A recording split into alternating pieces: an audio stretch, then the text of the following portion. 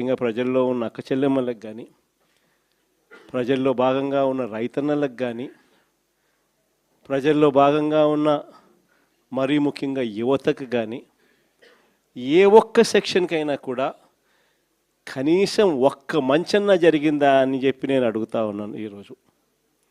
ఎందుకనంటే చంద్రబాబు నాయుడు గారు అధికారంలోకి వచ్చిన తర్వాత జరిగింది ఏమిటి అని చెప్పి ఒక్కసారి మనం వెనక్కి వెళ్ళి బేరీజు వేసుకుంటే జరిగింది ఏమిటి అని అంటే, ఇంతకుముందు మన ప్రభుత్వంలో ఉన్న పథకాలన్నీ కూడా రద్దయిపోయిన పరిస్థితి ఈరోజు కనిపిస్తూ ఉంది. ఇంతకుముందు ఒక మాట అంటే ఒక మాట మీద నిలబడే నాయకత్వం ఉండేది. ఒక మేనిఫెస్టో అంటే ఒక మేనిఫెస్టోలో చెప్పింది అది ఒక భగవద్గీతగా భావించి, ఒక బైబిల్గా భావించి, ఒక ఖురాన్గా భావించి చెప్పిన ప్రతి మాట కూడా ప్రజలకు మనం మాటిచ్చాం, ఖచ్చితంగా చేయాల్సిన ధర్మం మన మీద ఉంది అని చెప్పి భావించే ఒక నాయకత్వం ఉండేది. ఒక మాట, ఒక పాలకుడు నోట్లో నుంచి ఒక మాట వస్తే ఆ మాట ఖచ్చితంగా నిలబెట్టుకోవాలని తపన, తాపత్రయం పాలనలో కనిపించేది. అలాంటి మన పాలన నుంచి క్రమం తప్పకుండా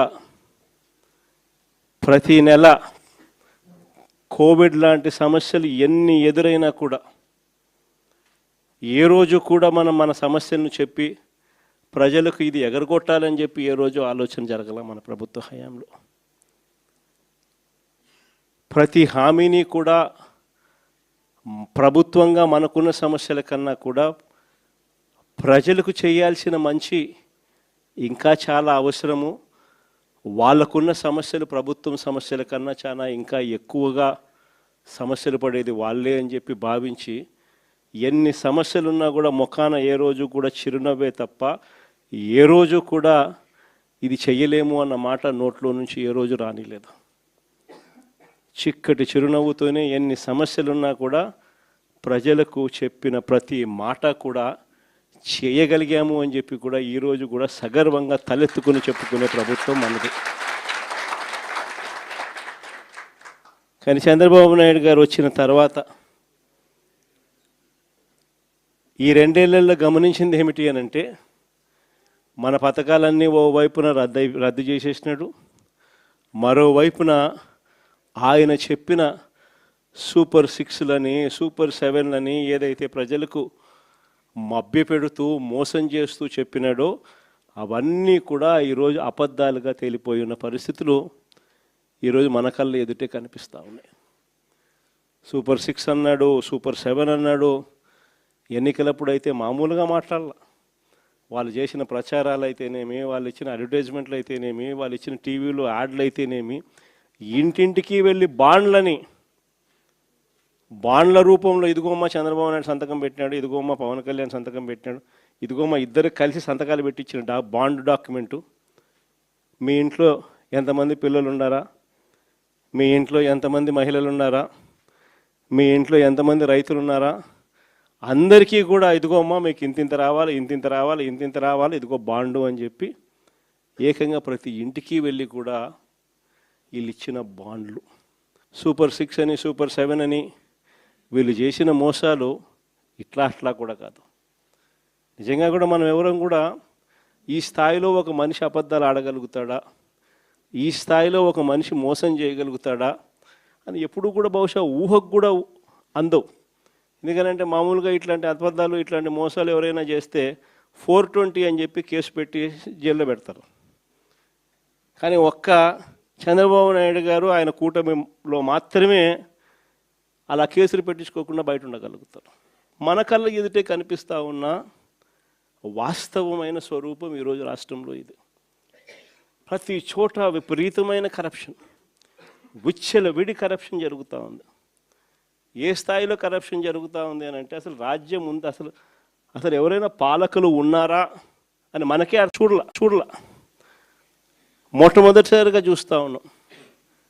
మద్యంలో మొత్తం ప్రైవేట్ షాపులంతా వీళ్ళ మనుషులే మాఫియా. ప్రైవేట్ షాపులన్నీ వీళ్ళ మనుషులే లాటరీ పద్ధతిలో అంతా వీళ్ళ మనుషులకే ఇచ్చుకున్నారు. వీళ్ళ నుంచి మొదలు పెడితే ఆ తర్వాత గ్రామ స్థాయిలోకి బెల్ట్ షాపులు పూర్తిగా విస్తరించినారు. ఆక్షన్లు పాడి మరి ఏ కార్యకర్తకి ఇవ్వాల వాళ్ళు ఆ కార్యకర్తలు వాళ్ళు కొట్టుకోకూడదు కాబట్టి మళ్ళీ ఆక్షన్లు మాడి మరి బెల్ట్ షాపులు ఇస్తూ ఉన్నారు. మళ్ళీ గ్రామాలలో బెల్ట్ షాపులు నడిపేదానికోసం మళ్ళీ పోలీసుల దగ్గర నుండి నడిపించే కార్యక్రమం. మందు షాప్ పక్కనే పర్మిట్ రూమ్. ఎంఆర్పి రేటుకి ఎవడు అమ్మడు, ఎంఆర్పి రేటుకి ఎవడు అమ్మడు. బెల్ట్ షాపుల్లోకి చేరేసరికి ఎంఆర్పి ప్లస్ 10 రూపీసా ప్లస్ 20 రూపీసా ప్లస్ 20 రూపీస్ ప్లస్ 20 రూపీస్. పక్కన బెల్ట్ షాప్ పక్కన షాప్ పక్కనే పర్మిట్ రూములు. ఆడైతే ఏకంగా పెగ్గులే. అంతటితో కూడా సరిపోదు అన్నట్టుగా ఏకంగా ప్రతి 4-5 బాటలకు ఒక కల్తీ బాటలు. గవర్నమెంట్కు మామూలుగా రావాల్సిన ఆదాయాలు రాకుండా ఎలా పక్కదావ పడతా ఉన్నాయో చూడండి. ఇసుకేమో మన హయాంలో సంవత్సరానికి 750 కోట్లు ఇసుకలో గవర్నమెంట్కి ఆదాయం వచ్చేది. 5 ఏళ్ళు కలిపి దాదాపుగా 3500 కోట్లు రాష్ట్ర ప్రభుత్వానికి ఆదాయం వచ్చేది ఇసుకలో. ఈరోజు ఇసుక అనేది ఫ్రీ అంటారు. ఎక్కడైనా ఇసుక ఫ్రీ జరుగుతుందా? పూర్తిగా దోచేసుకోవడమే. ఎక్కడ చూసిన మిషన్లు, ఎక్కడ చూసిన లారీలు, ఎక్కడ చూసిన టిప్పర్లు దోచేసుకుంటా ఉన్నారు. ఇసుక చూస్తే రేటు చూస్తే మనకన్నా డబుల్ రేటుకి అమ్ముతూ ఉన్నారు. మన ప్రభుత్వ హయాంలో అమ్మిన దానికన్నా డబుల్ రేటుకి అమ్ముతూ ఉన్నారు. రాష్ట్ర ప్రభుత్వానికి రావాల్సిన ఆదాయం 0. సిలికా, క్వాడ్సు, లాటరైటు, మీ ఇష్టం ఏ మినరల్ అయినా వేసుకో, ఏదన్నా వేసుకో, అన్నిట్లోనూ లూటి. రాష్ట్ర ప్రభుత్వానికి సంబంధించిన ఆదాయాలు రాష్ట్ర ప్రభుత్వానికి రావు. మొన్న సంక్రాంతికి అయితే హైలైట్. నిజంగా అసలు ప్రభుత్వమా జంగల్ రాజ్యమా ఇదే అని చెప్పి అనిపించే విధంగా జరిగింది. నిజంగా జంగల్ రాజ్యం అనేది మామూలుగా ఇప్పుడు చూసిండం మనం. నిజంగా నాగరిక ప్రపంచంలో మనం ఉన్నామా అన్నది క్వశ్చన్ మార్క్ అనిపించే విధంగా సంక్రాంతి అనేది చేసినారు వీళ్ళు.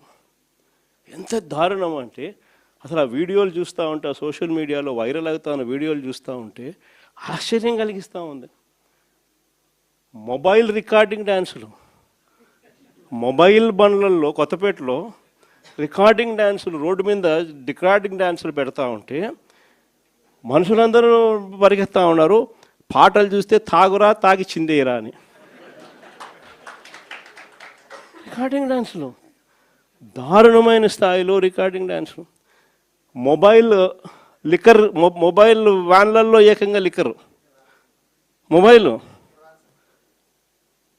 అసలు ఏ స్థాయిలో జరిపినారని అంటే ప్రతి నియోజకవర్గంలో ఆక్షను. ఇవన్నీ చేయడానికి ఆక్షను. మా పులివెందులలో కూడా 3 కోట్ల కంటెస్ట్ చేసిన ఎమ్మెల్యే 3 కోట్లకు అమ్ముకున్నాడు.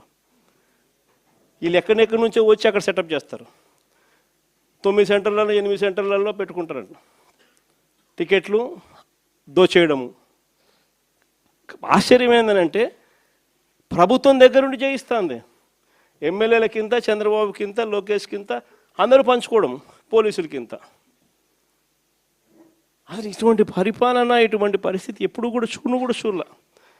ఏ స్థాయిలోకి వెళ్ళిపోయిందనంటే ఈ జంగల్ రాజ్యం అనేది నిజంగా అనుకుంటేనే ఆశ్చర్యం కలిగించే విషయం. ఓ డిఎస్పీ అనేవాడు మైక్ పట్టుకుంటాడు, యూనిఫామ్లో ఉన్నాడు, మైక్ పట్టుకున్నాడు, ఊపేయి కుదిపేయి అంటాడు. డిఎస్పీనా అసలు ఇది ఏం మనిషి వేయడం అని చెప్పి అర్థం కావడం అసలు. అంటే భీమవరం మీటింగ్లోనే అసలు ఇది నిజంగా సమాజంలో ఉన్నామా లేమా, అసలు ఏం జరుగుతూ ఉంది? జంగల్ రాజ్యం అంటే ఇది కాకపోతే ఇంక ఏ రాజ్యం ఇది అని చెప్పి ఆశ్చర్యం కలిగించే విషయాలు. నిజంగా ఈ బరితెగింపు అన్నది, ఈ విచ్చలవిడితనం అన్నది నిజంగా ఏ స్థాయికి వెళ్ళిపోయిందనంటే చంద్రబాబు నాయుడు గారి ఎమ్మెల్యేలు, చంద్రబాబు నాయుడు గారికి సంబంధించిన వాళ్ళంతా ఏ స్థాయిలోకి వెళ్ళిపోయినారంటే నిన్న 20 పేపర్లో చూసినాం. కోడూరు ఎమ్మెల్యే ఆరవ శ్రీధర్, అదే మనిషేనా అసలు ఇది ఎమ్మెల్యేనా అని అనిపిస్తుంది నాకు. అసలు అసలు ఈ అరవ శ్రీధర్ అనేవాడు ప్రభుత్వ ఉద్యోగి అయిన ఒక అమ్మాయిని భయపెట్టి బెదిరించి రేపు చేసి హెరాస్ చేసి స్వయంగా ఆ అమ్మాయి తనకు జరిగిన అన్యాయాన్ని కూడా ఏకంగా సాక్ష్యాలు ఆధారాలతో సహా బయట పెట్టింది. ఆముదాల వలస ఎమ్మెల్యే ఇంకోడు కూన రవికుమార్. ఈయన గారి వేధింపులు భరించలేక గవర్నమెంట్ స్కూల్ ప్రిన్సిపల్ ఆత్మహత్యా యత్నం చేసుకుంటే ఇప్పటి వరకు చర్యలు లేవు. సతివీడు ఎమ్మెల్యే కోనేటి ఆదిమూలం ఒక మహిళను బలాత్కారం చేసిన చివరికి ఆ అధికారిని ఉపయోగించి ఆ కేసునే క్లోజ్ చేయించుకుంటారు. అసలు ఎంత దారుణంగా జరుగుతుందనంటే ఇంకొకడు మంత్రి సంధ్యారాణి పిఏ ఇంకొకడు తనను లైంగికంగా వేధిస్తున్నాడని మరొక ప్రభుత్వ ఉద్యోగి అయిన మహిళ ఫిర్యాదు చేస్తే అతన్ని వదిలేసి ఫిర్యాదు చేసిన ఆయమను జైల్లో పెడతారు. ఆయమ మీద కేసు. ఇంకోడు గుంటూరు ఈస్ట్ ఎమ్మెల్యే నజీర్ ఇంకోడు. ఈ మనిషి అశ్లీల వీడియోలు కూడా ఆయనతో మాట్లాడుతున్నాడు, ఈడు అశ్లీల వీడియోలు చూస్తూ ఉన్నాడు, ఈడు అశ్లీలంగా చేస్తూ. అసలు వీళ్ళు ఎవడు అసలు ఏ ప్రపంచంలో ఉండవు. ఇంకోడు మంత్రి వాసంశెట్టి సుభాష్ ఇంకొకడు. ఏకంగా అశ్లీల డ్యాన్సులు చేస్తూ ఏకంగా చిందులేస్తానంటారు. అశ్లీల డ్యాన్సులు చేస్తూ ఏకంగా స్టేజ్ ఎక్కి చిందులేస్తాడు మంత్రి. అసలు నాకు ఆశ్చర్యంగా ఉంది. అసలు జంగల్ రాజ్యం అని అంటే ఇంకా వేరే పేరు ఏమైనా ఉంటుందా ఈ ప్రభుత్వంలో జరుగుతూ ఉన్న పనులకు? అసలు ఈ స్టేజ్లోకి ఒక ప్రభుత్వం పోవడం ఏంది? దగ్గరుండి ఇట్లా టోళ్ళని తీసుకొని పోయి ఇన్సిడెంట్ జరిగితే భయము భక్తి లేకపోకుండా మరుసటి రోజు జైల్లో పెట్టాల్సిన వాళ్ళందరినీ జైలు అనేది ఎలా ఉంటుందో చూపించాల్సింది పోయి, ఇలాంటిది ఏదైనా చేయాలంటే బొలులో భయం అనేది ఎలా ఉంటుందో చూపించాల్సింది పోయి వీళ్ళందరినీ ప్రోత్సహిస్తాడు ఎవడు? వీళ్ళందరినీ ప్రోత్సహిస్తూ ఉండేది వీళ్ళు. సాక్షాత్తు దగ్గరుండి చంద్రబాబు నాయుడు, ఆయన కొడుకు, ఆయన ప్రభుత్వం. నిజంగా ఇలాంటి పాలనలో మనం ఉన్నాము, ఇలాంటి రాష్ట్రంలో మనం ఉన్నాము అని నిజంగా జంగల్ రాజ్యం అని అంటే ఇదే. విచ్చలవిడి అవినీతి కనిపిస్తూ ఉంది. ఎమ్మెల్యేల దగ్గర నుంచి మంత్రుల దగ్గర నుంచి విచ్చలవిడితనం కనిపిస్తూ ఉంది. విపరీతమైన కరప్షను, పోలీసులు రెడ్ బుక్ రాజ్యాంగం. ఏ మనిషి తప్పు చేయకపోయినా కానీ దొంగ సాక్ష్యాలు, దొంగ కేసులు పెట్టి బెదిరిస్తూ ఉన్నారు, తీసుకొని పోతున్నారు, అరెస్టులు చేస్తూ ఉన్నారు. ఒకవైపున ఇవన్నీ, మరోవైపు చూస్తే ఎన్నికలప్పుడు చెప్పినటువన్నీ అబద్ధాలు, అన్నీ మోసాలు. మరోవైపున మంచి పథకాలన్నీ రద్దు. ఇంకోవైపు చూస్తే వ్యవస్థలన్నీ కొలాప్స్. ఈ మాదిరిగా సాగుతూ ఉంది చంద్రబాబు నాయుడు పాలన. ఇలాంటి దుర్మార్గమైన పాలన మధ్య వైఎస్ఆర్సీపీ కార్యకర్తలు ప్రజల తరపున నిలబడే ఒక గొప్ప యజ్ఞం చేస్తూ ఉన్నారని చెప్పి గర్వంగా చెప్తాను. ఇలాంటి పాలన మధ్య ప్రజలకు నిజంగా వైఎస్ఆర్సీపీ పార్టీ అవసరం ఉంది. ప్రతి కష్టంలోనూ మనకు ప్రజలకు తోడుగా ఉండాల్సిన ధర్మం మన మీద ఉంది. కాబట్టి నేను మీ అందరికీ కూడా ఒకటే చెప్తా ఉన్నా, చూస్తా 2 ఏళ్ళు అయిపోయింది. ఇంకా కళ్ళు మూసుకొని కళ్ళు తెరిచేసరికి ఇక 3 ఏళ్ళే ఉంది. ఈ 3 ఏళ్లలో కూడా ఇంకొక 1.5 సంవత్సరం గడిస్తే ఆ తర్వాత నా పాదయాత్ర కూడా స్టార్ట్ అవుతుంది.